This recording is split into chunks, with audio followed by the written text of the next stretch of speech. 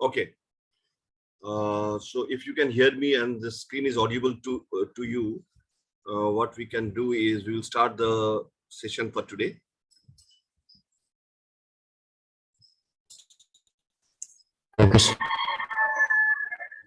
Okay.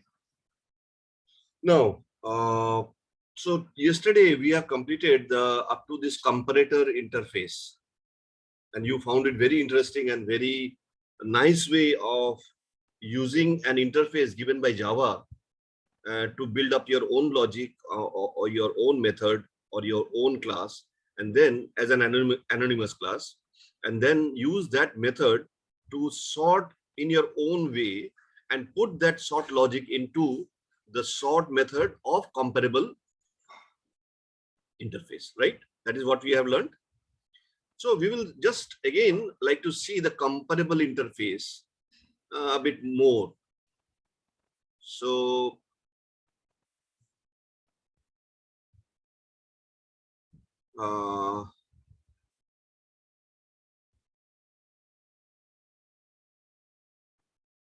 just 1 minute. Yeah, so we open this one. Here we see the comparable interface, but not the way that we have seen directly through the comparator. Here is an example, very good example, where you see that the comparable interface, how application wise, how your application can take use of the comparable interface. So let's start.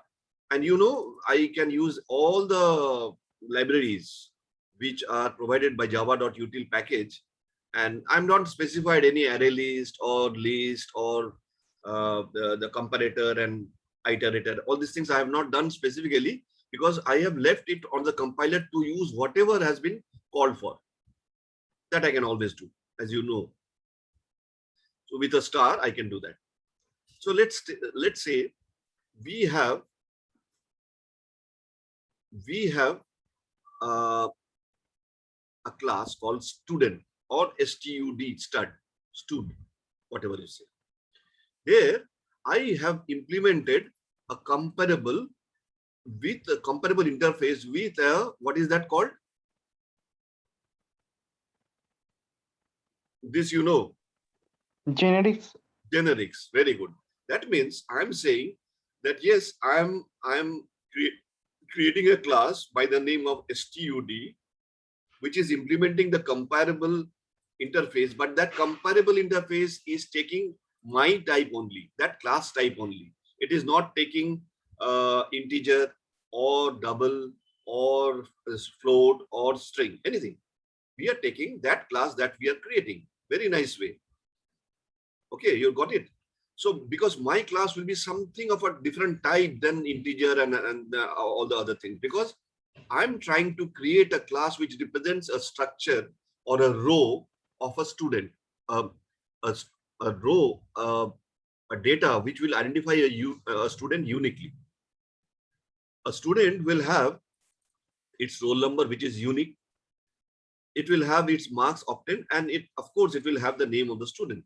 Let's say we are working on these three things. Here, we do not need to, this is called the constructor of the class. And this is called the parameterized. This is called the parameterized constructor. Okay. In this parameterized constructor, we are passing in these are called the formal parameters, because these parameters are being supplied from outside during the runtime. You can say during the runtime. So what we do here is roll number, name, and marks. We are passing from outside, that is from the main class. And this is a helper class. Okay, this class is actually representing a row identifying one student. So this particular type I am using for a comparable interface as well. That means I am implementing comparable interface. You know what is there in a comparable interface? What is that you have to implement? Let's see. You say control, you press control, you go here and open the declaration. You know that how to do that. You see, this is an interface called comparable, fine. And this comparable has only one method, and that is a abstract method because it doesn't have any body, because otherwise any interface will not have any definition of a method other than what? Abstract, you do not have any body, but in an interface you can at least have one method which can be defined after 1.8, Java 1.8. You know all those things. And that method is known by the identifier. What is that identifier or the accessor method? It is called default. With default, you can of course define the method, but here you are not seeing any default. So this one is called the abstract. And this T, capital T, always represents the generics. And this is the object. Okay, so that object is of that type generics. So basically what I'm trying to say is the compared to is one method which you need to implement, because you are implementing it here within stud. You're implementing comparable. So you will see definitely that you are doing some comparison. That's why you are using the comparable parameter interface. Okay, so try to understand this part. And we are using the compared to method.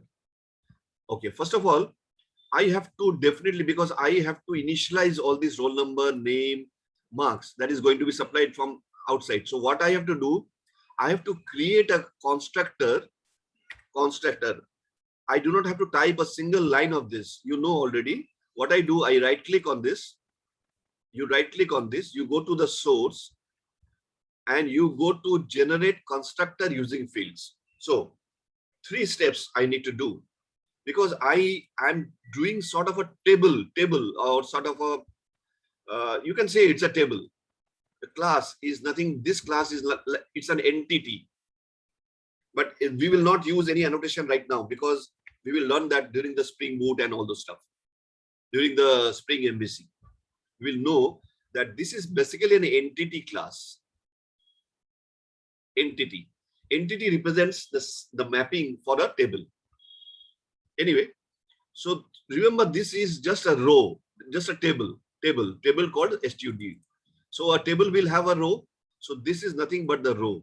And that row consists of 3 fields: roll number, name, marks. But this has to be input by the user.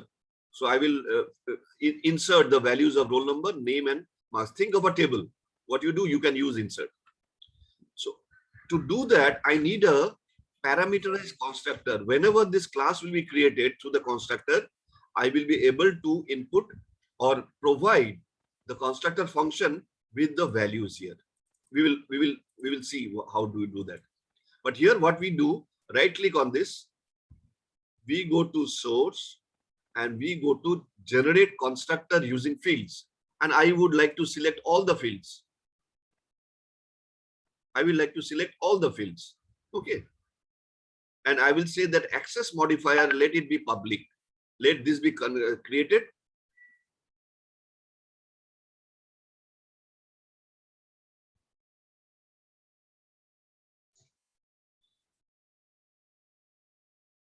Yeah, so this will be public and there will be generate constructor comments. All these things you need not fill up. You just say generate. You see, this has been created. You see, this has been created. The same thing as this one. So here there is a super. That means always you can call the super method. You can always call the super method. It is always a better practice. That is, this stud, which is an entity, will always have an object, which is the super method, and that will be called. So initialized, it will be initialized. So you are not passing any parameter within this, not needed. But this is the syntax.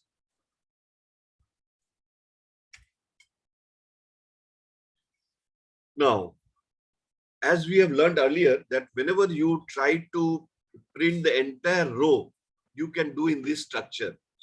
Otherwise, you will get a hash code and you will not be able to, because if you try to print that stud, you will get a hash code. because this is an object.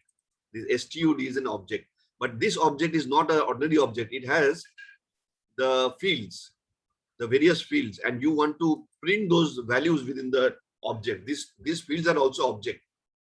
So therefore you want to do it in some way, and therefore you are creating or you are converting the object into toString, the entire object to a toString, and you are returning the stud. That is the way. Whenever you will print stud, you will print actually follow this format. That's why. And finally, you have to do the compare to. You have to implement the compare to. Now here, let me. Okay, let me. We have seen the other day that we are trying to compare the name of the length of the name, sorry, the length of the name, and whichever will be in the ascending order. So each of the students that will be added through this class will be having name, marks, roll number, name, and marks. So I would like to sort. And compare to. I will give it to the comparable parameter, comparable interface to sort it. But this is where I'm comparing. My logic of comparison is that I would like to return the shortest name first and the longest name in the very end. So whenever there is this condition will be true, there will be a swap, because I do not know in which order the user is going to input the data. Okay, so but I have given a logic and implemented comparable interface. We come to collection comparable demo. This is the main class, and here we are creating a list of what type. This is the generics. This generics is nothing but I want to create a list of student type. Okay, and I'm creating this object studs with a list as interface reference, but I'm using an array list class which implements list. You know that. I do not need to mention any generics over on the right hand side. Now what I do after I have created this object, I will like to put in a new row. Row is this stud class. Now can you visualize what I'm trying to do? I am putting into this object of list object, I am putting in 4 rows of type STUD, this entity type, because this entity is again a structure which is having number of fields as roll number, name, marks. Are you getting me?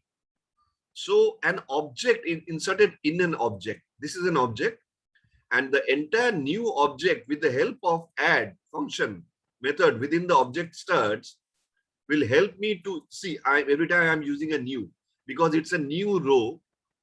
I'm adding a new row, and this new will have this stud with this parameterized constructor. See, from outside, I'm supplying the roll number 23. So roll number 23 is assigned to roll number. This is the instance variable. So this stud, which is a table or which is an entity, is now having a value roll number supplied as 23. Also, Joseph will be put in the name, and marks 55 will be put in from outside into the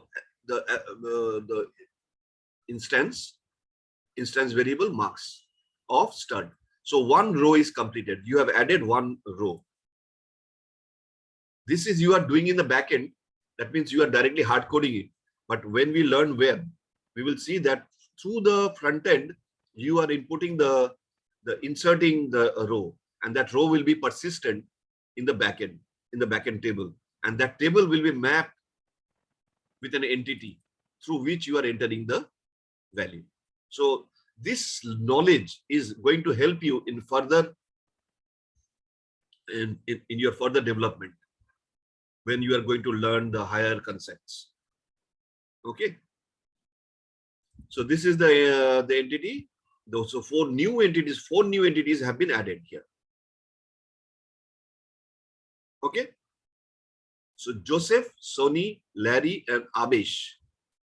Now, I will like to sort, use the collections. Collections is the class, and this class has a sort method. And I am passing in the studs, that the studs with all the four new records, I am passing as a parameter. I would like to sort it, but what is the sort logic I have used? Because I have used the comparable.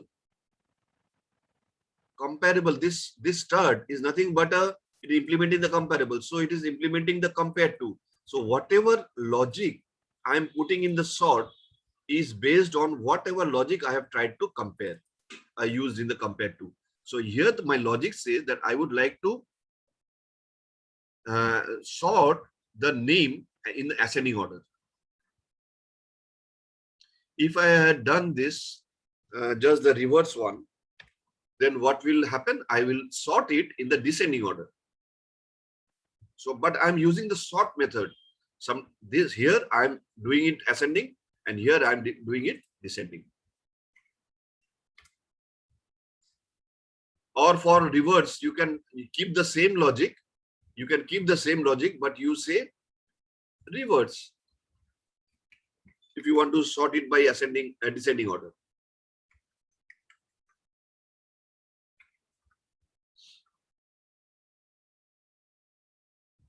Oh, sorry. Here.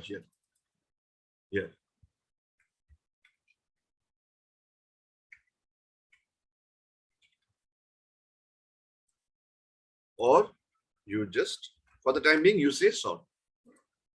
Sort means it is in ascending order, and you have given the ascending order logic that let's see, there are roll number, there is marks, but right now I'm trying to sort it in the ascending order of the name. The name length, not only name length. Okay. And this compared to is one of the functions in the methods within comparable interface, which was abstract. And now here within this stud class, I am implementing this logic. You are getting me? So now I have done the sorting by my logic, this one, but I have to print it out. I always use which one? The enhanced for loop. It's very simple. So I say what type? The object is S of type stud. And from this object, so he said this is one row and this is the collection of rows, collection of studs. So studs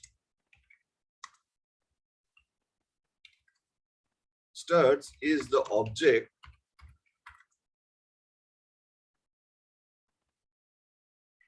collection object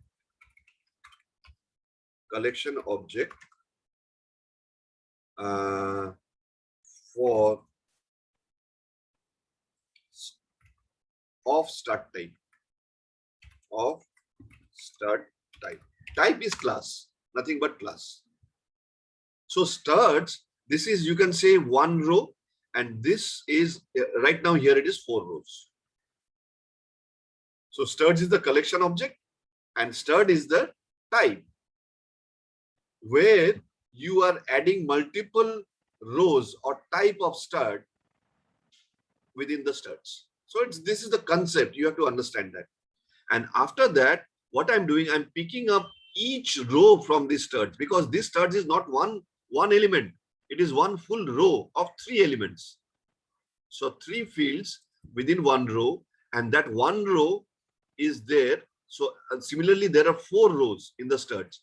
So this studs is comprising of not one single field or column, but 4 rows with multiple columns. So it's a very nice concept of using collections. If you think of a table, so this studs is a table, sort of table, which is having table, row-wise table, and that is 4 number of rows. So stud S object And this you can name anything. You can name anything. And this one is actually the collection object through which you are picking each of the row. Here row. That's why you are returning in the row, returning the row type stud into S. And they're simply printing the S. That's all. Now I want to change the sort logic based on the marks. Yeah. This is one I have done in the compare to only, that I want to sort it by name. But separately as well, I would like to have another report.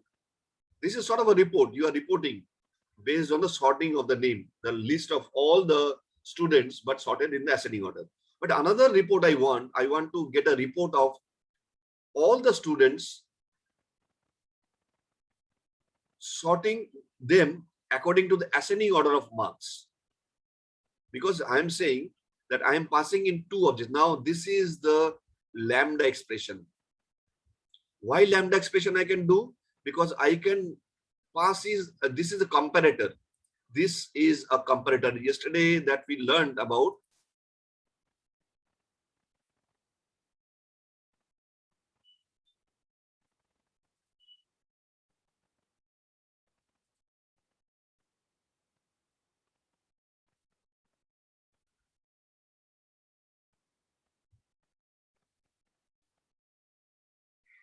Anyway, yesterday we have seen that we had done a sorting logic and with the last digit of the numbers.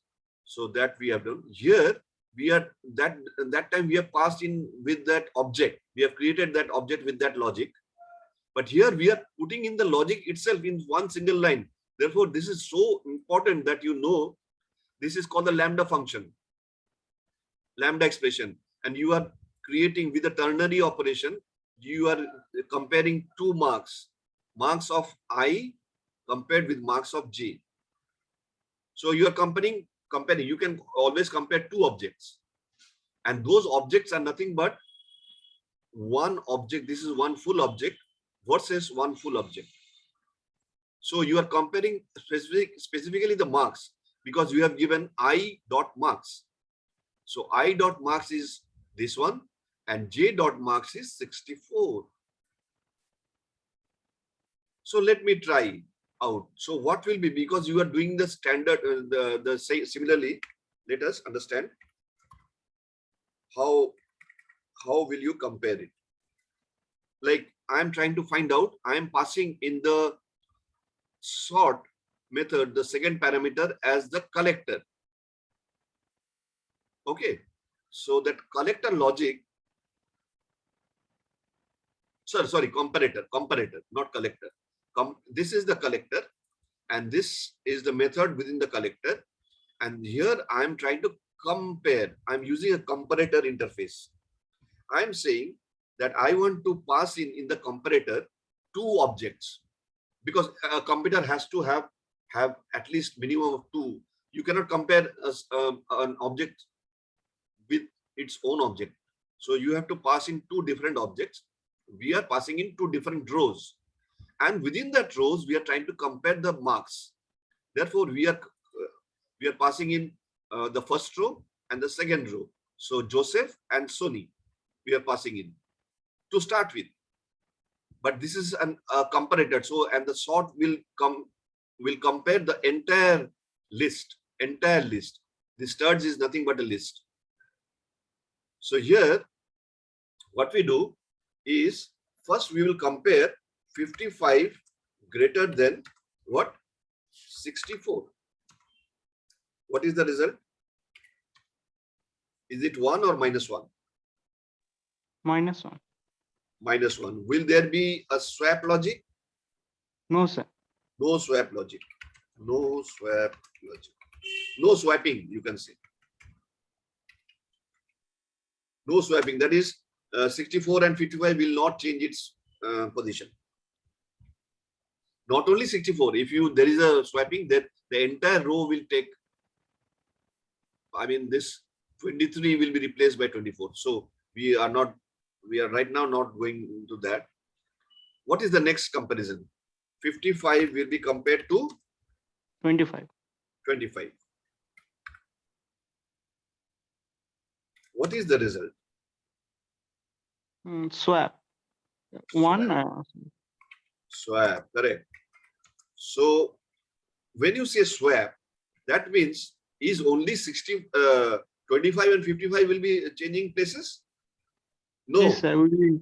No. Okay. The first row becomes, Mm, this will be like 20, 25, comma, Larry, comma, 25. Coincidentally, the marks and this thing is there. So this is one.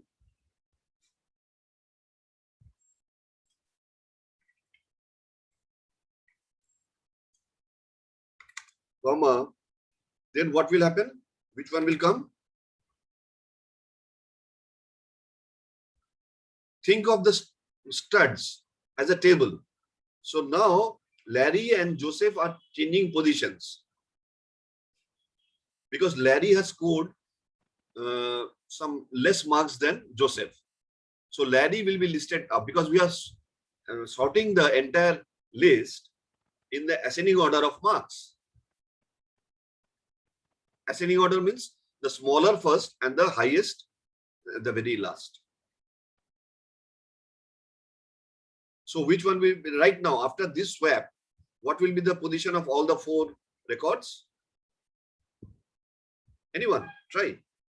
Give it a try. Sir, 64. No. I'm going by the row wise. 25, Larry, 25. So this row I'm saying it will come and take a position of here. So if it has, see, that's why I've listed this as the row number 1. So I can say row number 1. Which one will be the row number 2 right now after this swap? 64. Sir, 24, Sony 64. Ah, yes. So Sharia and also you have said Sony. Very good. 64. This will be one row, the second row. Which one will be the third row? 23, Joseph 55. Yes, because now Joseph has come and replaced Larry. Isn't it? Mm. So if you see, if you build your logic this way, I always used to do like this. I cannot go into the directly writing a code. First of all, I build up a logic like this. So 23 Joseph, 55. Okay. And the last one will be your 26 Besh and 36. This is the marks. Fine. Any questions? No. So after this has happened, what will be the next comparison?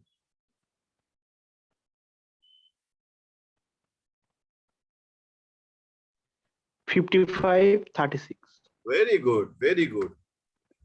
Think of the thing that this has already been swapped. So 55 has come to this position and your comparison has already been completed. One completed. So it will continue. It has not come to the very end. It has come to the middle. I mean, the third row. So third row, now fourth row is still left to be compared because 55 was compared with 64. Then 55 was compared with 25. And what is left? 55 should be compared with 36.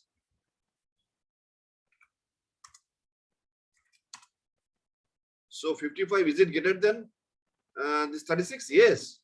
So again swap. See, 2 times. Now I have to again, I will just copy this one. Any questions? So this No, sir. one will remain 1, 2 will remain 2, and there is 3 will be this one.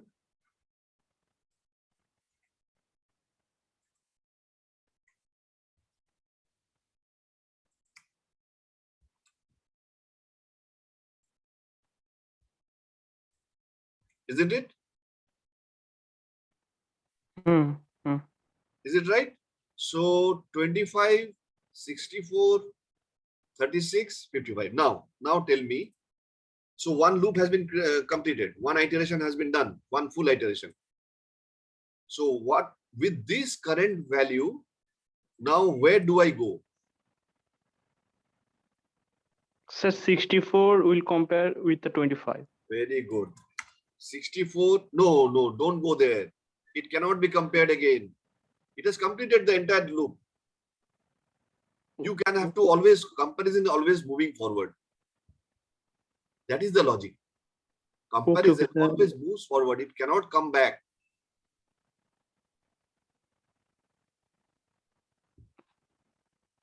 Okay. So Okay, 64 will be compared with 36. Is it true? Yes. So I will again copy this one. Any questions? If any doubt, you just tell me. So 64, now this will be coming up, taking a position of 64, right? And this will go down and taking a position of for Abesh. So Abesh goes up, Sony comes down because Abesh has scored less than Sony. Okay. Is it fine?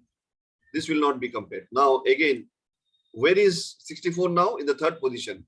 So will it go back? No, it cannot go back. It will always forward comparison. Will be compared against?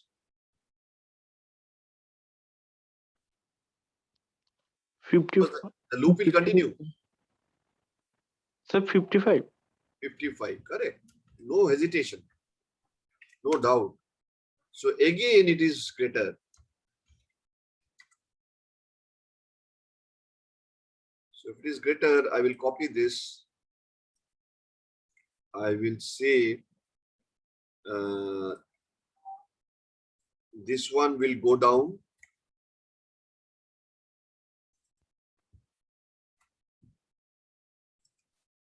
And this one will come up.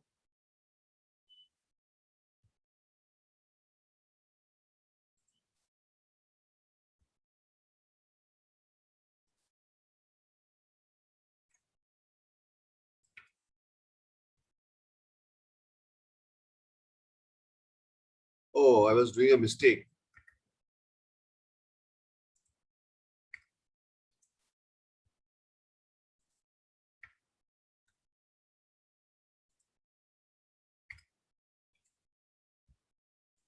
This is to represent the object, and this object is nothing but a row. So 55 has come up and 64 has gone down. Okay. What is the next comparison?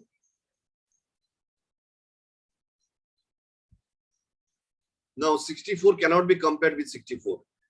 So your comparison is over. Okay. Because now how many times you try to again start from the beginning, you cannot alter this. There is no alteration. It will one time it will try to again compare from the beginning because it has reached the end of the comparison. It will try to compare 25 with 36. So 25 is less. It will compare 36 with 55. 36 is less. It will compare 55 with 64. 55. So one time it will check and find out that the entire thing is in sorted in the ascending order. And that sort logic is being provided by this sort method. Here I am on top of this sort method, I am giving a sub comparator. So I will compare the studs based on the marks ascending order and then sort will finally sort it. Okay. Any questions? Did you understand it correctly? Yes, sir. No issues, no? So that way now it is a time to just print out.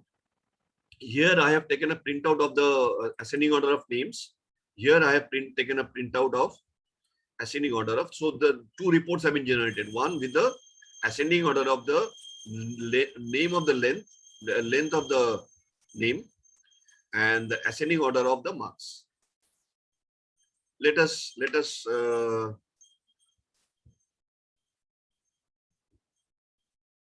me put it on the side. Okay, such that you can see it correctly. Let me save this and try to run it.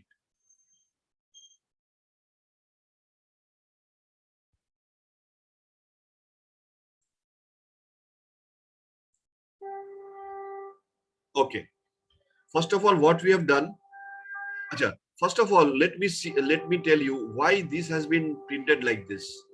Can anybody tell me, like STUD, then roll number equal to 24, name equal to Sony is marks? I have not said that I want to print like this. Did I say? Yes, I said. You see, I have told that this will be converted. Whenever I try to print the stud, here I am printing what? I am printing the object, the S, the stud. But whenever I do that, I will be, because I have said, whenever I am referring to this class has a toString method, and the toString is only returning the way we want to represent the row or the class or the type. That is the reason you are getting like this. Correct? Any confusion? No, sir. Huh.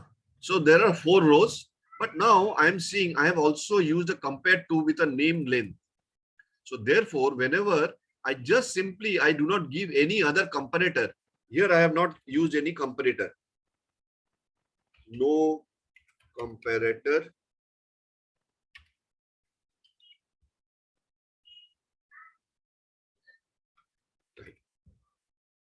Okay, I better to say no comparator. I have not supplied. So sort knows that I have to sort the studs in ascending order. But what the logic? Because if I didn't have this one, I would, but I cannot avoid this because I'm trying to implement comparable. So if I have to implement comparable, I have to implement compare to. So it will check that okay, this collections, this studs is nothing but a collection of the type stud, and that stud is implementing comparable. So I need to get something which is I have to governed by this compared to logic.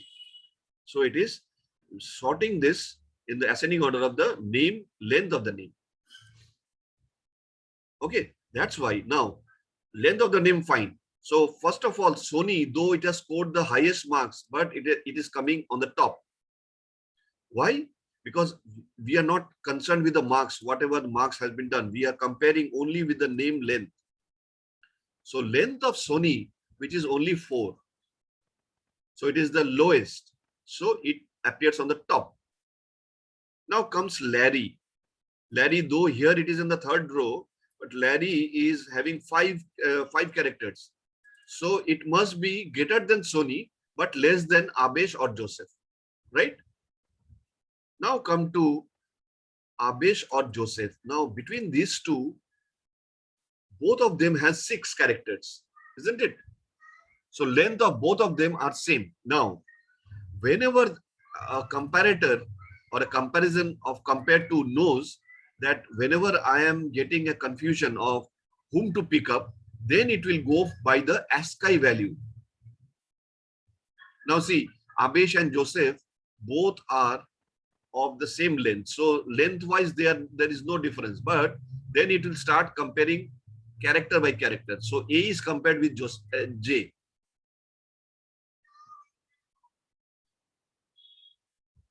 Okay, A is compared with J. So now the ASCII value of A is less than J. Therefore, the entire it will not proceed further because there is no point. It has got the difference over here only. So Abesh is picked up as a 3rd row and Joseph the last. Got it? We come to the next one. Here I have given this one, this comparator for marks, and but in the ascending order. So therefore you see what was my last row? My last row was 25, 36, 55, 64. Yes, 25, 36, 55. So it carries the entire row according to the marks. So Larry scored the lowest marks. Abesh scored the next lowest marks. Joseph scored not the highest, but the next last but highest marks. And Sony has scored the highest.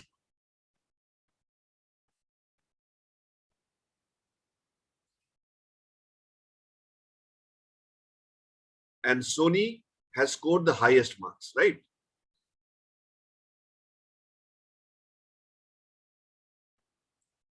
Any questions that you have? No, sir. Any difficulty like, sir, I have not understood that, how it is being sorted, or why should it, what is this function? How do you derive? Because this is basically, as you know, you have already gone through the lambda expression. It is nothing but lambda expression, you know, the comparator. So whenever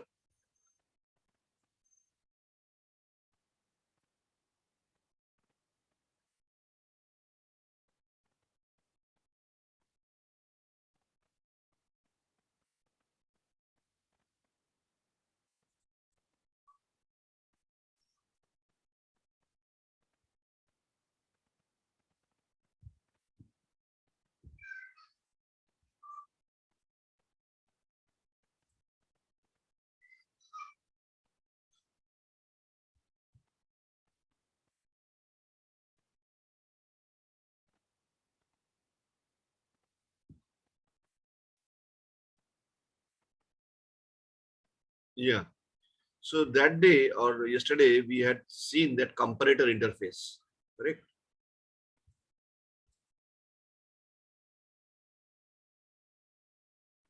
Comparator. You go here, you press the control key, you try to open this. You see that this is a functional interface. That's why you can use a lambda expression. This is an interface, but it's not an ordinary interface. It's a functional interface. That means it has a compare method, which is an abstract method. So this abstract method is comparing two objects, O1 and O2. And this is the object of any type that is generics. It can be of integer type or it can be student type, whatever the type you have created. That is why we are doing this. We are passing in two parameters. You see, here we are passing in two integers. The generics is integer, but this I and j are objects, two objects, because you are doing it with the comparator interface, and comparator interface has a compare object. So now, if you want to use a lambda expression, what things you know already, that this is an anonymous class. So you know that this is a comparator, because comparator integer, this comparator you are doing creating a class, but comparator you cannot create a class because it's an interface. So you can use a lambda expression because this is a functional interface. So all these things you can remove because you already know. And also you know that there is only one what? Method, an abstract method, because it's a functional interface. So you can remove the entire thing. Also, you can remove the integer because both of them must be of the same. And since this is having a generics of integer, you cannot pass in an object which is other than integer. So you also know this.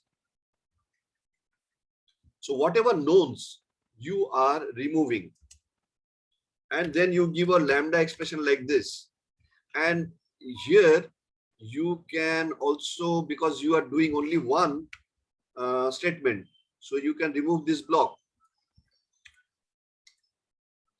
Also, you can remove this because there is no need.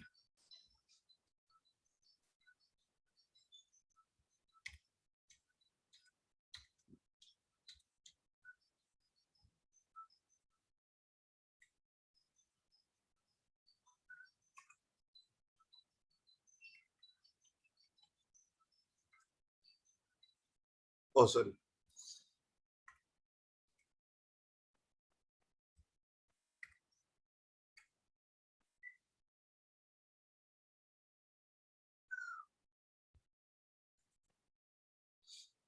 Followed? So you have done something like that in your this one. In your this one. Same thing. So this is the lambda expression. You give that entire expression and close it. So sort, you are putting in a lambda expression. This is a comparator, nothing but a comparator. Compare. Got it? I think it should not have any confusion right now.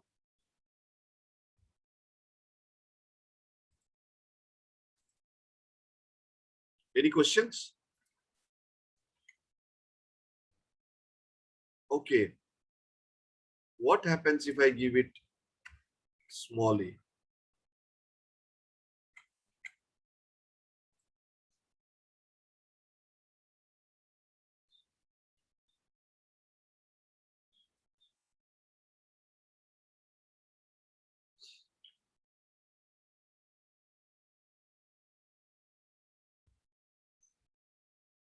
Small a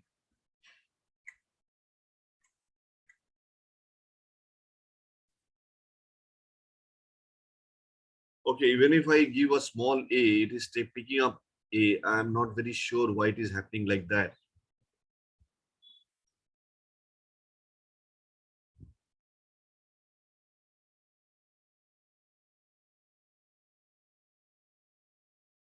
Can anybody tell me? Because small a will always have an ASCII value greater than capital. 97. ASCII value of small is 97. And j is of course less than 97. Less than 97, yes. But still j is the very last row.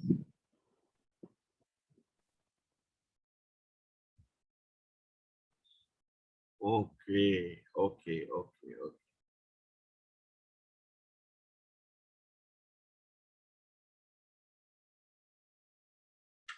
Okay, if I give it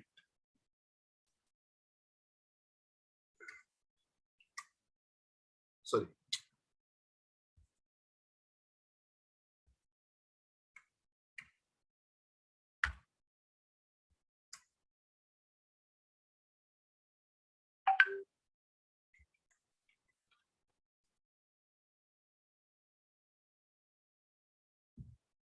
Still it is picking up. So what I think is whenever it fails in comparison, because the length of this, length of Joseph and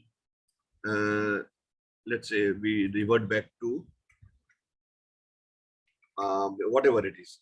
So logically, this should be higher. So it should come towards the end, at the very end. Joseph should be on the third row, but still Joseph is on the fourth row, and this one is on the. Let me see, run it again. Yeah, still though the value of small a is more than value of capital J, but it's still on the third row. I think whenever it fails this, it falls back on the other. It falls back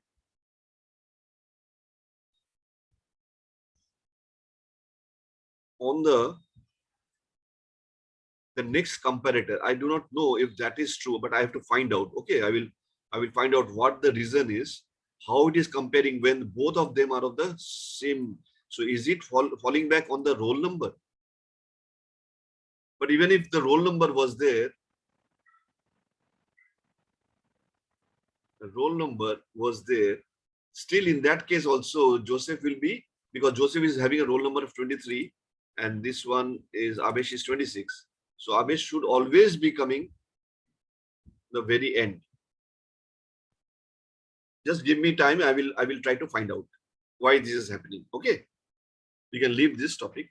We assume that some logic, internal logic it has applied to find out if they are of the same length, then what is the next logic that it will apply. Okay, I will find out. I'll let you know. Correct? What do you think? What could be the reason?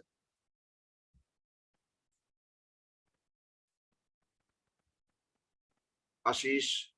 Rajshekar, Himanshu, Jagdi. So I think it is sorting with marks.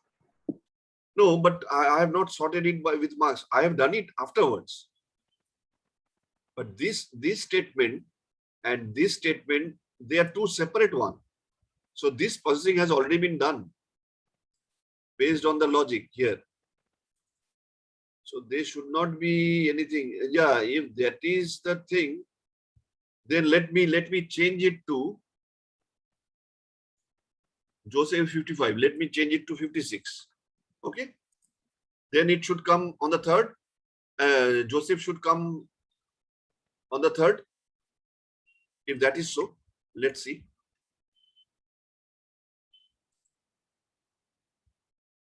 But see, still it is the name here. A is small. A is definitely larger than this. Then still it is, and marks wise also it is larger. So why it is still coming? Joseph is still coming. Joseph is not going to the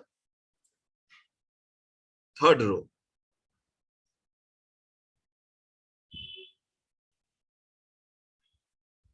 I am not sure why this is happening, but 1, 2, 3, 4, 5, 6. 1, 2, 3, 4, 5, 6. Yeah, the lengthwise they are same. I will try to find out. I am not sure why this is happening. Okay. So let us leave this topic. We will go to the next one, which is the set interface. Yeah.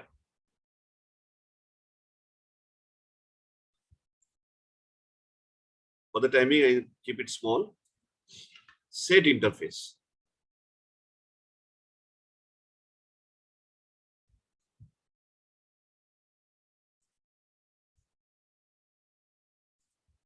We have known that there will be difference between set and list. Who can tell me what is the difference? This is another interface. This is another interface. But both are collections part, object collection objects. They will create collection objects. One is set, one is list. List is implemented through array list, and set is implemented through hash set or tree set. That we have understood. But what is the essential difference? Why we will use sometimes set instead of list? List may have duplicates, sir, but set it that is correct. Correct, Aishwarya. Very good. So list is always having. Sorry. And that is what we are going to see. Somebody told me something. Yes, sir. Yes, sir. Yeah. So list is that something which can hold the container which can hold duplicates, but set will always eliminate. That is one thing that is, in Oracle, they have used or any database, RDBMS, they have used a concept of union, sets and union. So union will remove the duplicates, which is actually the implementation of the set theory. Okay. Now, let us have one class where I am using a set with a generics integer. Set is an interface, and the tree set is the. Okay, first of all, let me work with the hash set. Hash set, let's say, set is an interface which extends collection, fine. Hence, we cannot create an object of set because set is an interface. We need to find a class which implements set, and if you find the class, you will understand that hash set and tree set are these two classes which will implement set. Let's study with the hash set. We are trying to, so this is the object, values dot add. Now 6 becomes an object, 9 becomes an object. So it is no longer an integer. So you are adding into this set object values called 6, 9, 5, 3, and 6. So can anybody tell me what actually the container now contains? Sir, I think that will be 6, 9, 6,953. 6,953. Very good. Why? Internally it has rejected. It will not. It will give a false. The return type of addition, the result of this addition is false. The result of addition is true, true, true, true. Because the initial, whenever you have created this object, this object doesn't have any values. This container didn't contain any value. But once you started adding, it has taken this true, fine, 9, fine, 5, fine, 3, fine. But what about 6? Because 6 is already there, it will reject. It will return false. Now, to justify this point, we will say that we will try to add, it is already added, but now we want to see on the screen what will be the result of this addition, what will be the return type. We are trying to add 6 again. Will it return true or false? False. So every time it will be return false. Now only for 2 it will return the true. Yes, very good. I think you are mastering Java nowadays. Very good, very good.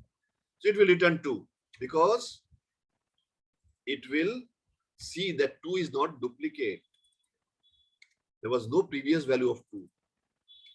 Correct? But there were previous values like 6 have been already added. I cannot allow to add 6 again. This is very important when you are creating a table or with an index.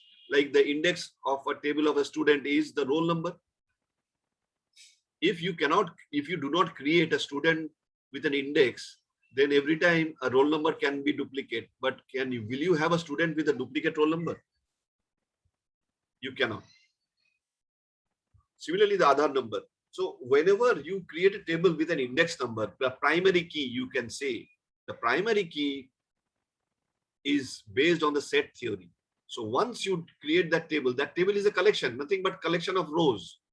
And the row will have one field called primary key. That primary key will be governed by the set. Now, there are many tables, transaction tables, where you do not have any primary key. So those are completely understandable based on the design. So in that case, will I say that table is a set or a list?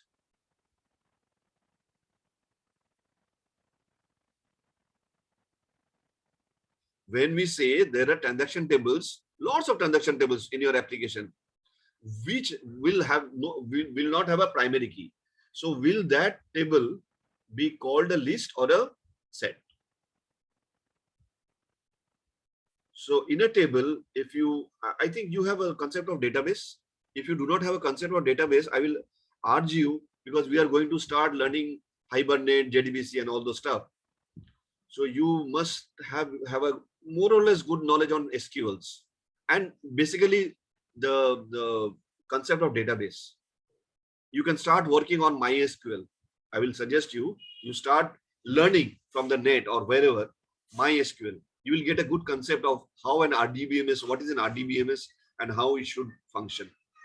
So there can be tables without constraints, without primary keys. Those tables are based on, and there are tables which are with constraints and which are with primary keys. So there can be a single primary key or there can be a combination of primary keys. So those combinations are called complex. But you do not need to go to that level, but at least you need to have some idea of database. Okay.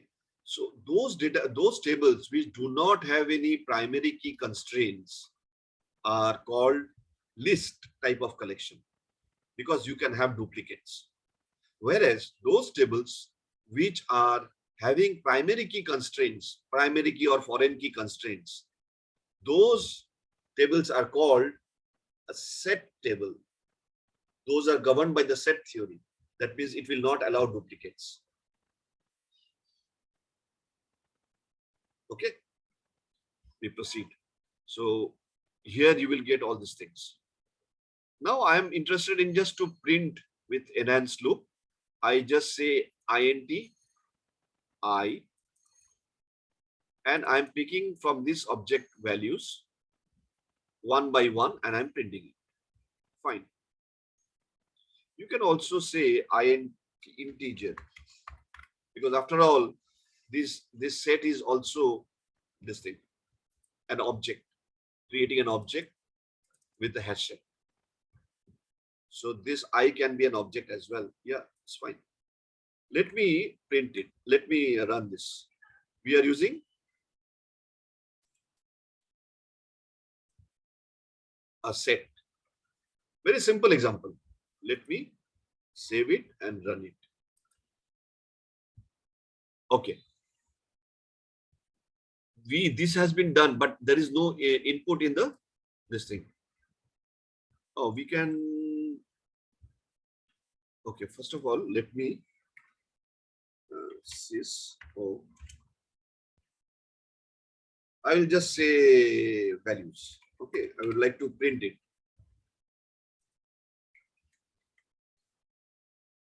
And here also I will print it.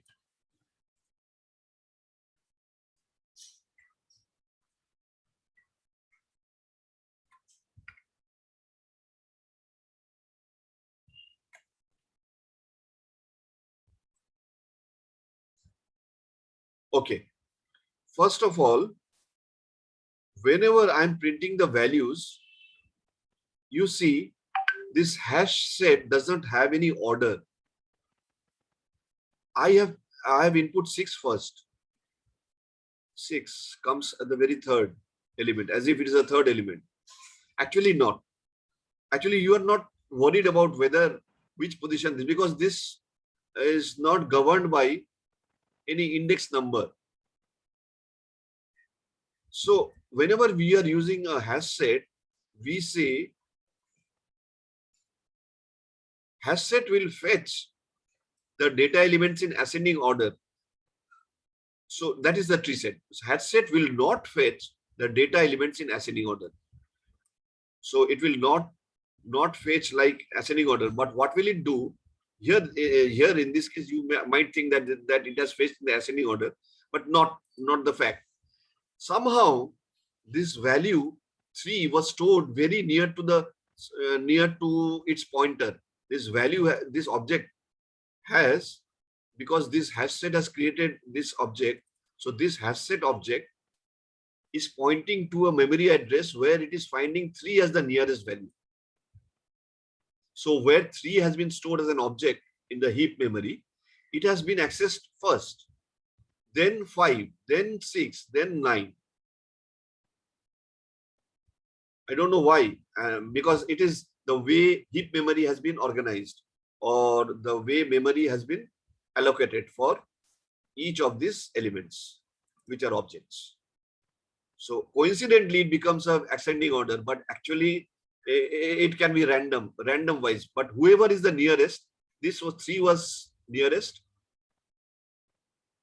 in accessing. That's why it doesn't follow any set pattern. But whenever we will see that whenever we will use tree will always use the number, however, whether it's 6 or 9 added first, it doesn't matter. It will pick up in the ascending order of the elements. If it's a numeric one, if it's an integer. Okay, what is the next one? False, false, false. Because this already present. 6 is already present there. Yes, you cannot add. 9 is present there. Yes, you cannot add. 5 is present there. You cannot add. So false. But 2 is not there. So 2 is not there. So it has added. It has added 2. Now, will that be added somewhere in between here, here, here, or here? It will be added anywhere. Because again, there is no index position. Generally, we will see that it has been added after 3. But whenever you try to access it, because you are using hash set, it doesn't go by any order. But generally, it will be added towards the end of the collection. But for a set collection, it would matter if it is a list. But for set, if you are using set because you want to constrain anything which is duplicate. That is the sole purpose while you will be using set. Accessing it Whether it's accessing it ascending order, descending order, doesn't matter. Your main purpose is to stop duplication of the data. That's why you add. So for integer, now I'm printing this one. I'm printing, now you see T2 is appearing in the very beginning as if it is ascending order, but maybe not.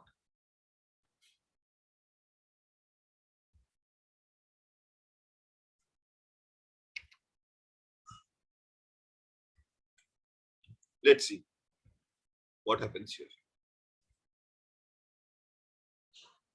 You see, this doesn't follow any sequence. It should have been added towards the end. Earlier 2 was added in the very beginning, but you see 9 has been fetched. So is it in order? No, sir. Not in order. It is random, whichever. So coincidentally, this 200 was saved just after 6 in the memory, heap memory, and before 9. So the memory address of 200 is less than memory address of 9. But memory address of 200 is greater than memory address of 6. That's the reason. It depends. But only the thing is, you are preventing it from entering.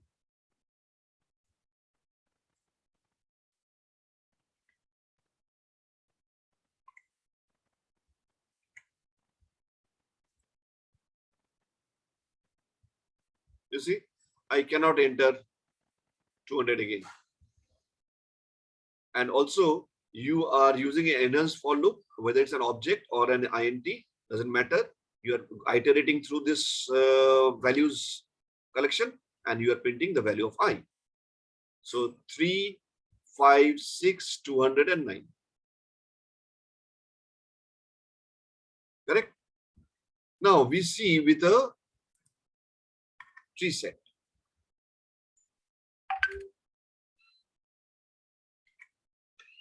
I just change it and say, okay, now you see this was already ascending order, fine. But here you see that earlier hash set was putting it between 200 between 6 and 9, but now since you are using tree set, so it is preventing the duplicate at the same time, because set, it is using set, implementing set, you cannot have duplicates, but at the same time you are accessing by the ascending order. You are not using any collections dot sort, but you are already sorting it because you are using tree set. That is the difference. So in an interview, be very sure whenever they are asking the difference between hash set and tree set, you know this example, you have done it several times in your own hands. So you will know that you have a very clear picture what is the difference. Correct? The last topic in this is a very important topic called map.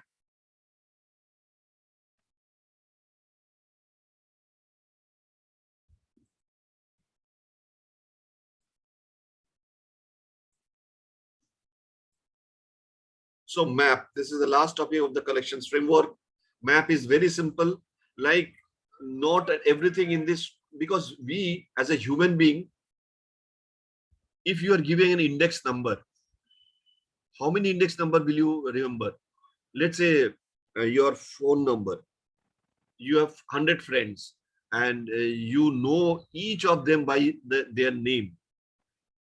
But will you be able to remember all the 100 mobile numbers? Because human brain doesn't work with numbers. They are very fine with pictures and names. But whenever it comes to number, you get confused or it's jumbled up.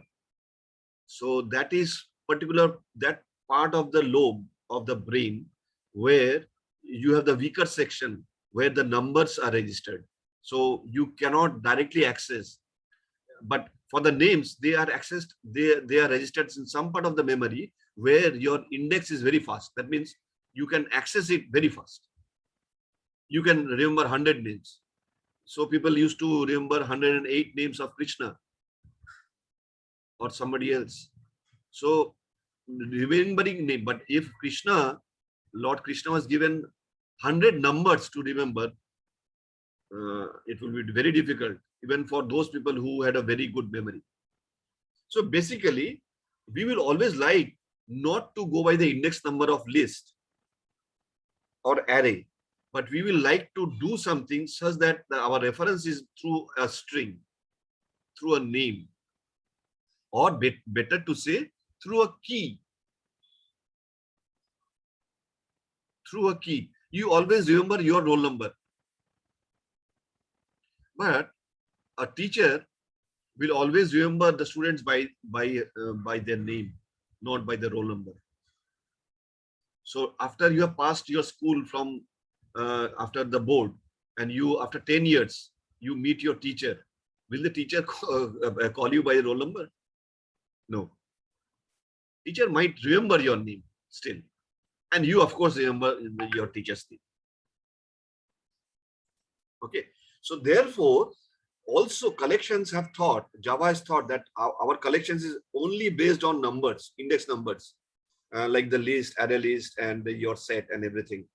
Why do we do something? Why don't we have a collection which will just refer to the value through a key? And that key can be either integer or a string.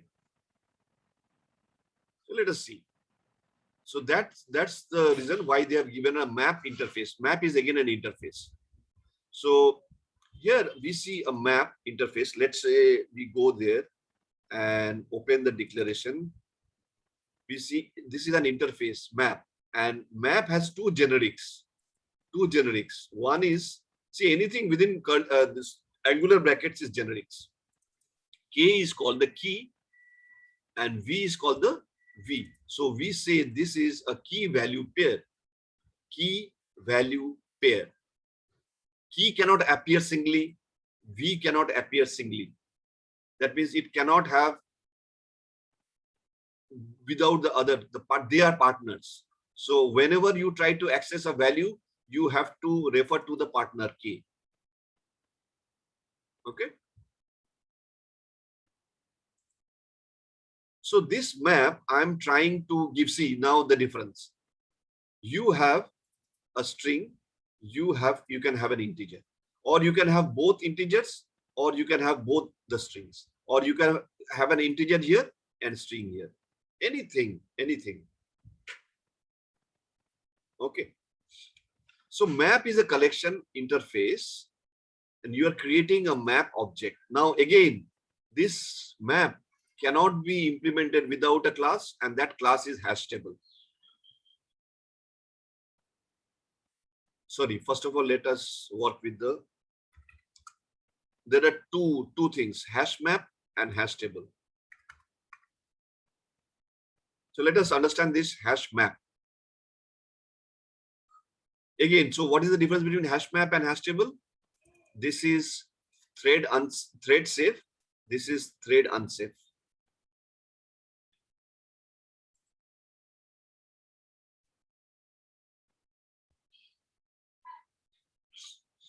This is unsynchronized.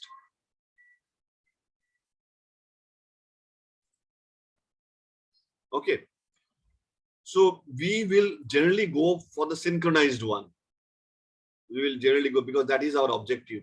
We cannot go for an unstable part. So generally we will use the hash map, and hash map implements map. And there what we are seeing is,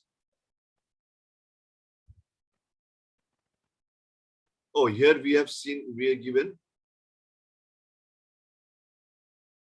What I do here I have given both the strings. Okay. So what is the best way to do? You convert it to string.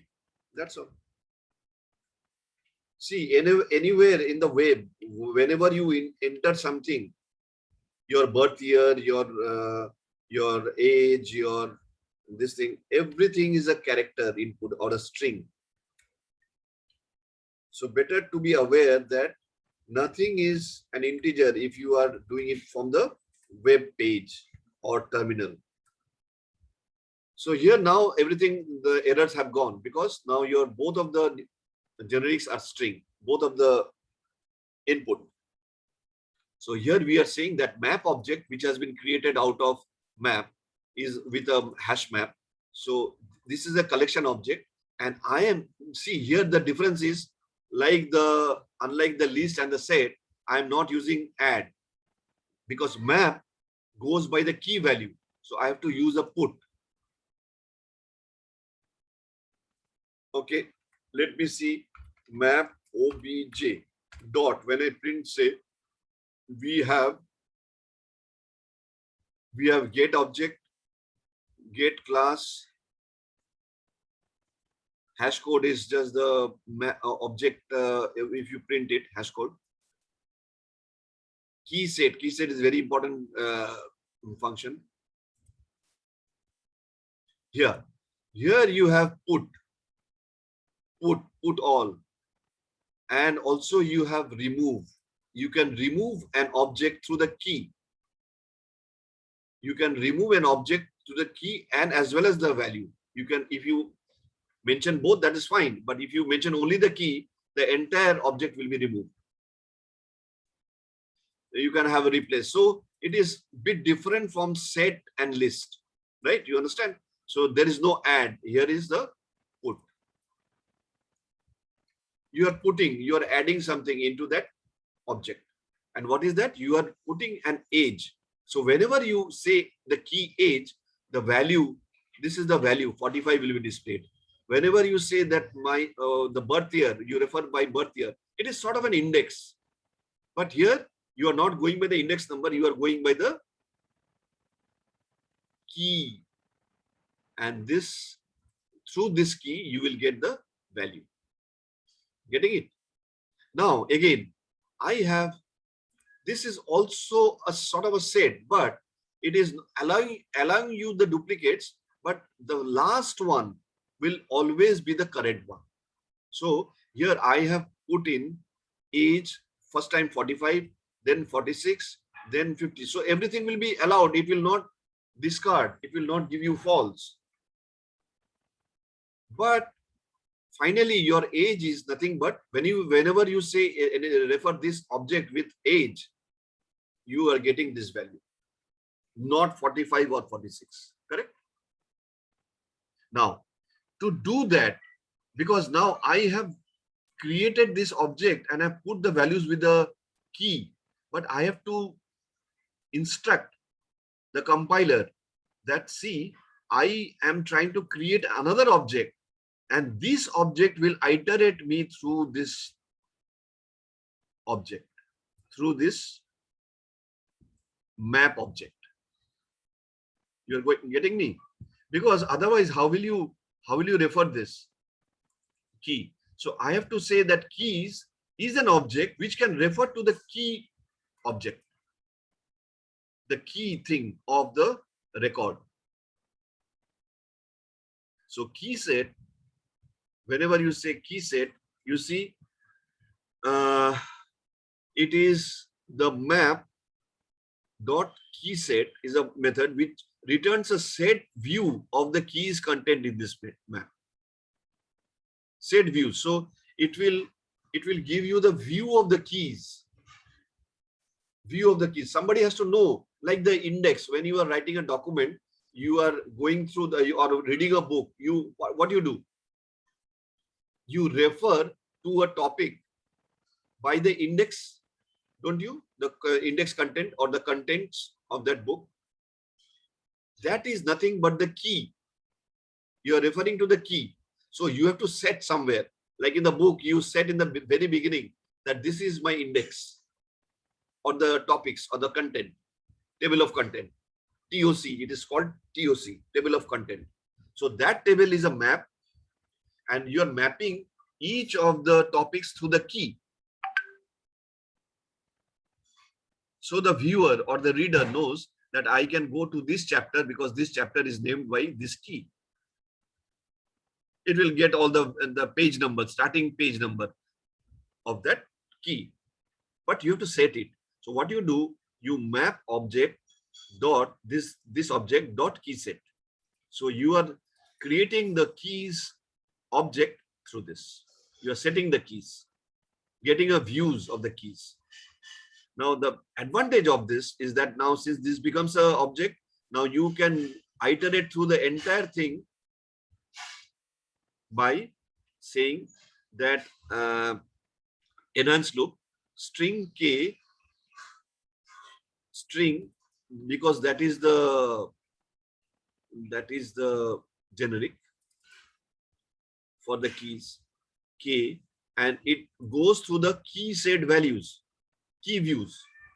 So it is iterating through, don't need to get any values, because if I iterate through only this keys, that my work is done. So that is what we are doing.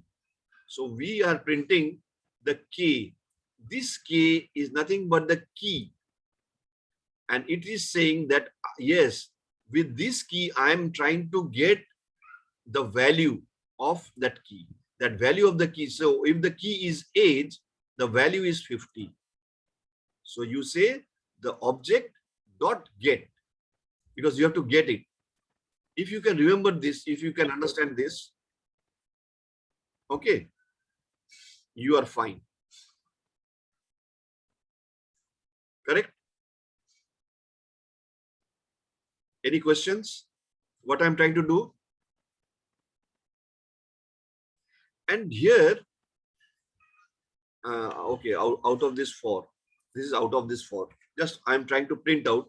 If I am giving, see, map, I'm printing out map object, this object, does it contain the key? I'm trying to search a key. I have given aging. So let's see what will be the return. Okay, I will one I will give this, and the other I would like to search for a key, because now I see that map object has set for the keys. So I can go for birth. I'm not giving birth year or birth month. Let's see what will happen. Let me run it. We are doing with a hash map. Okay. First of all, we are mapping, we are creating this object. We are putting in these values into this object. Okay. And we are trying to create a object keys by the name keys. You can give any name. This is an object with the key set function. And then we are iterating through this. So iterating through the entire object, entire collection, map collection. What I am saying is, first of all, it is giving me birth year. Again, there is no sequence of how it will be accessed. Okay, so it has accessed birth year through some algorithm. So it has its own algorithm to find out or pick up. So it is saying that because I have printed k, it is nothing but k, because k is nothing but the keys. So one key is birth year, and I have given a colon, and then we are trying to get the value of the key k, and the value is 1990, isn't it? Birth year 1990. Yes. So the next one, it has picked up the key birth month. And what is the birth month value? 9. So you are getting the value for the key 9. And age, I have 3 ages, but it has picked up only 50, because it is like a set. It will not allow duplicates, but yes, it will not complain also. It will just replace the last one. It has replaced 46 with 50. First of all, it has replaced 45 with 46, and then 46 with 50. But it will, without complaining, with a very smiling face, it will do the work. But it will not allow any duplicate. So the last age is 50. And so this has printed. The two things we are printing: contains key aging. Does any key out of the set keys is having any value of the key, any key called aging? No. So it is giving false. Does any key has something called birth? No, because I have birth year. I have to be very specific. I have birth month. Okay, let me change it to month. Let's see. This should be giving me a true. Oh, it has given me false. Why? Because this was supposed to be capital. It has to match entirely because it is a unique key. Unique. And you see, I will not get any repetition of a key. I have given age 3 times, but age will appear 1. So key has to be unique. Got it? Birth month, this one. But now I just, yes, now I am getting true because it exactly matches the key.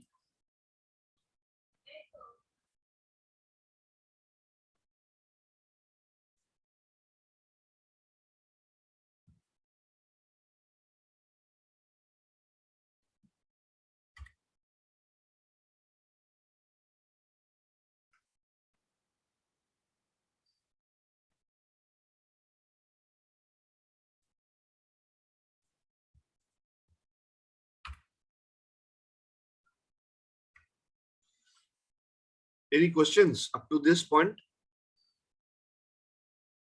No, Anyone? sir. Is it clear?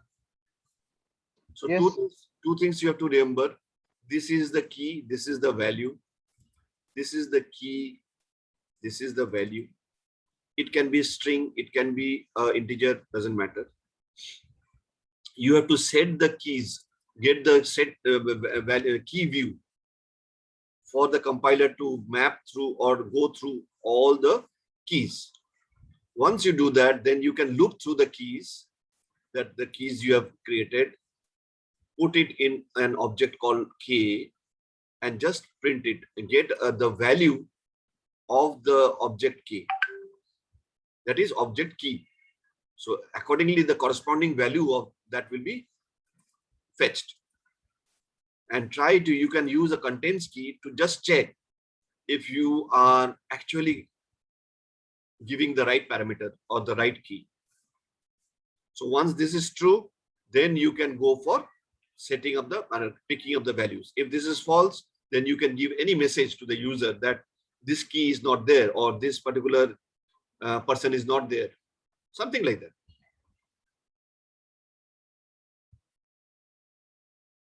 Okay, or you can use this one as well.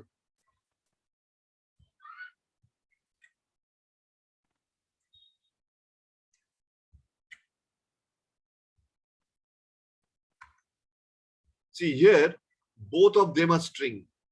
Can I do that? Yes, I'm giving both of them a string. So my name is Devashish. My favorite actor is this Amitabh. My favorite singer is Kishore. And again, my favorite actor has changed.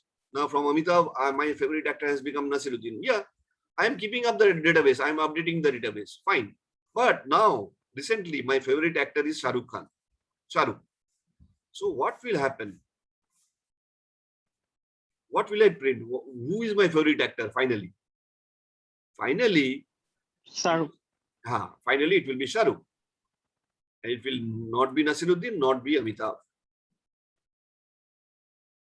That is the beauty. So let us run this once.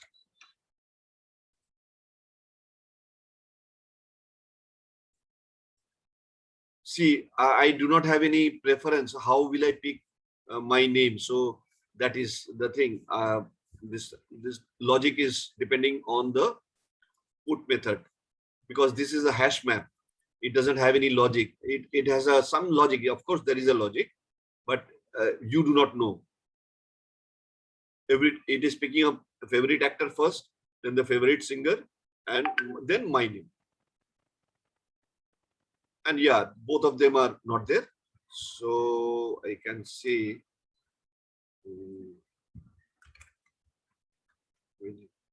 then it becomes true. Then it becomes true. Anyway, so now keeping it same, I will move this to a hash table.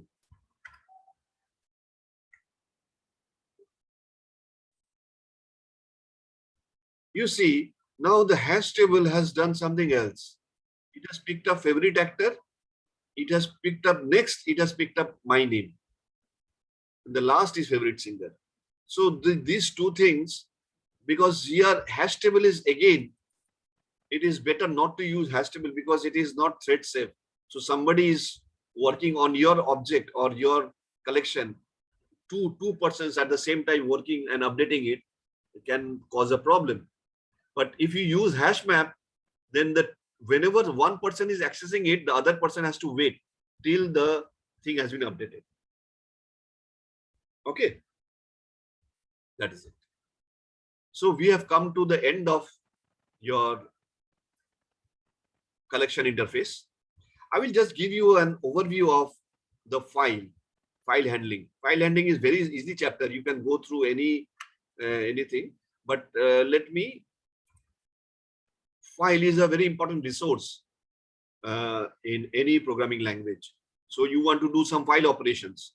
So what you do, and this IO, this is very important, that all the file operations, IO operations are from the IO package of Java. And util you are using, because you might be using an array or a array list or a list or a set or a hash map or a map, all these things. That's why you are using util. Maybe, I am not sure. Let's see. Here we have a helper class called file IO all caps. What I'm doing is I'm trying to use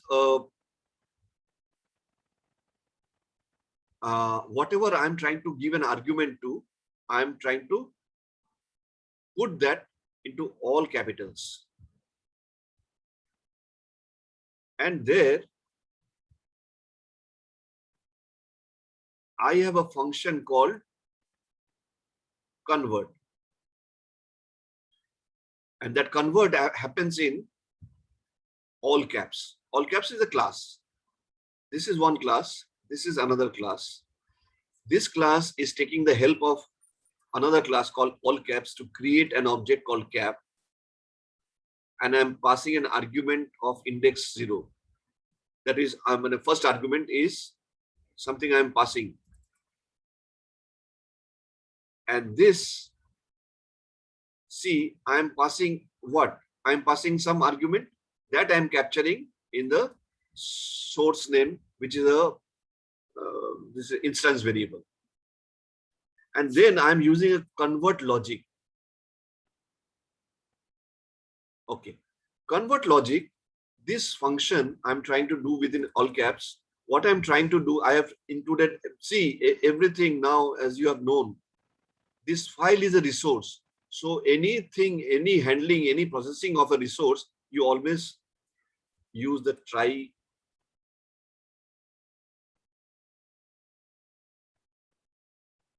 catch.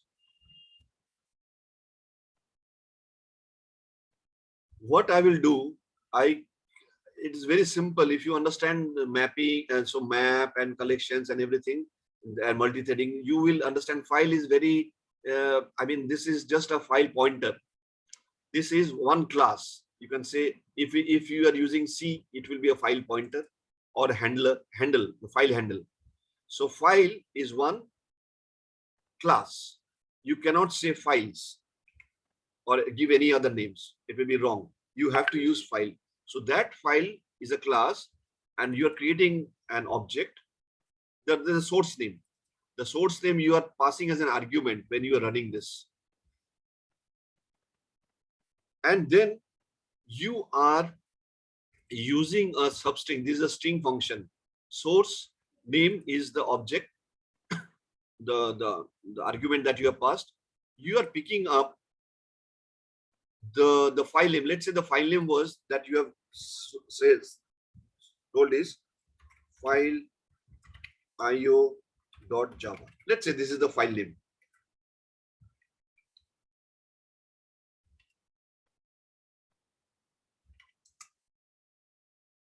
Okay. And here, when you are saying that I am trying to find the source name and substring from 0, substring of this is the source. Okay. and index of this. That means I am starting from here and going up to here. That means up to the dot. So basically I'm picking up file IO, the name, and putting this name into a temporary variable, into a variable. And then I'm trying to append. I'm trying to, instead of .java, I'm trying to put that with a temp, TMP. Okay. So what will be the file name that that you are doing, converting it? So I have captured file IO and I am concatenating a temp. That's all. I've given it a name. Correct? This is the step that I have done. This is the step I have done. And storing this into a variable called temp. Now I am buffered reader. I'm using a buffered reader. You have already known this is otherwise you could have used scanner, but here I'm using buffered reader. Fine, that's fine. I have given an object called new IN. So I'm using a file reader within a buffered reader, and there I am giving the source, and the source is this one. The source name is entirely, so it is file io.java. Okay. And I'm saying buffered writer. Now I'm going to write something we have written from this source. And so basically, do you think that this is something that means is it a file? What the purpose of this program is? Just, are you getting me, or just getting some difficulty? What I'm trying to do, my purpose is that I will try to read from a source which is having a combination of capital and small letters, but I will convert the entire this thing, the source, into all capitals and store it into another file. Let's say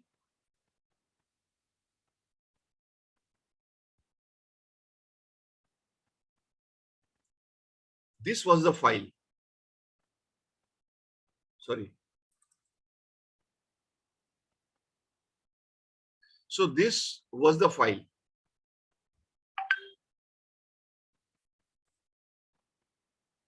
This is the file. This is the source file.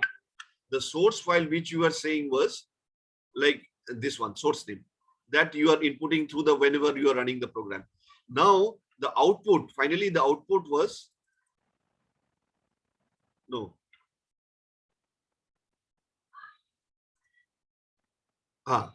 You have converted the entire content into all caps. This is the program. So what I will do, I will paste this program for your benefit into the group. You can, at your leisure time, you can practice this. Once you practice this, you will get a very good idea of how you manipulate files or how you handle files. Correct? I do not have enough time to go through each and every part of the code. I've written down this so that I can give it to you. So this is a file IO demo. A source file converted from all small to all caps. Source file then replaced with temp file. Then on the next run, the file converted from all caps to all small. Okay, so you are converting all small to all caps, and then back again. You are storing that into a temp file, and then you're converting that temp file all caps into all small.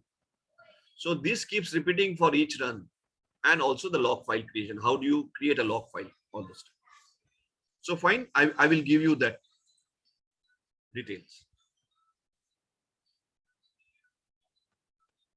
So friends, we have come to an end of the entire Java this thing, and I will also give you an assignment,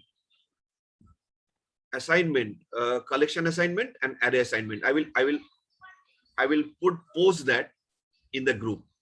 Are you fine? I will expect you to create your own logic and a program in Java core such that you can achieve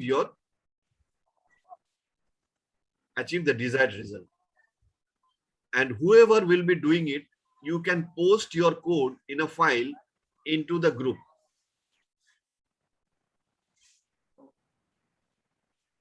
That will be your task for the puja vacation. Okay, you agree? Yes, Yes. sir. Yes. Yes. Fine. And once you can do that, you will not have any question, any problem, any interview questions you will not get. You are a champion now. I am very confident that you become a champion. Nobody can have a better candidate than you. Fine. So I will stop the recording.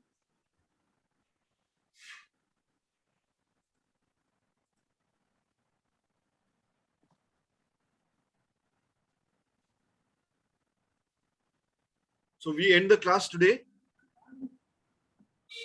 right? I hope How many you days have enjoyed the vacation leave sessions for then? Java core, and we will start the JavaScript from the next session. We will let you know when the session starts. We will have a combination of Java 14 batch and Java 15. Correct? Thank you very much for attending the Okay, sir. classes. Sir, Yes. I'm sure you will thank you, practice. sir. You will have a Thank you, sir. okay. Thank you very much. Thank you, sir. Thank you. Thank you. Thank you. Thank you.